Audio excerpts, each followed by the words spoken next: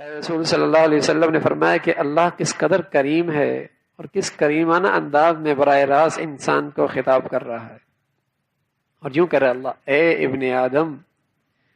جب تجھے میرے تقدیری حکم سے کوئی صدمہ پہنچے، تکلیف پہنچے، کوئی رنج پہنچے،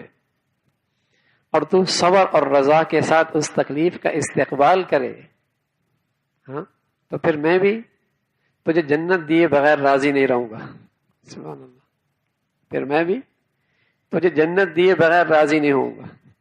کوئی تکلیف آئی، کوئی رنج آیا، کوئی تکلیف آیا، ہاں، تو جب تک تجھے جنت نہ دوں میں بھی راضی نہیں ہوں گا۔ سبحان اللہ، سچی بات یہ ہے کہ آج بھی کوئی مسلمان تکلیف کی گھڑی پہ اپنے اللہ کے اس وعدے کو یاد رکھے، آزمائش کے موسم میں اس اللہ کے وعدے کو یاد کرے، کسی تکلیف رنج میں اور کسی مصیبت میں اللہ کے اس وعدے کو یاد کرے تو صبر میں ایک لذت آئے گی، صبر میں ایک لذت آئے گی اور ایک خاص حلاوت نصیب ہوگی کہ اللہ کیا کہہ رہا، اس تکلیف پہ صبر کرے گا تو میں بھی راضی نہیں ہوں گا جب تک کہ تجھے جنت نہ دلا دوں، جنت نہ دے دوں۔ کتنی بڑی بات،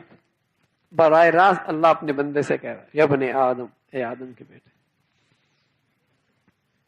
تو صبر بہت بڑا کمال ہے، بہت بڑی خوبی ہے، اس لیے آپ علیہ الصلوۃ والسلام فرمایا کرتے کہ جو شخص کسی تکلیف میں آئے، جانی یا مالی، پھر وہ کسی سے اس کا اظہار بھی نہ کرے، نہ لوگوں سے شکوہ شکایت کرے، تو اللہ کا ذمہ ہے کہ پھر اللہ اس کو بخش دے، پھر اللہ کے ذمہ کہ اللہ اسے بخش دے۔ یعنی اپنی تکلیف کا اظہار بھی نہ ہو، ایسا صابر ہے، شکوہ بھی نہ ہو، تو ایسا شخص کے لیے بخشش کا وعدہ ہے، اور اللہ نے بخشش کی ذمہ داری لے لی۔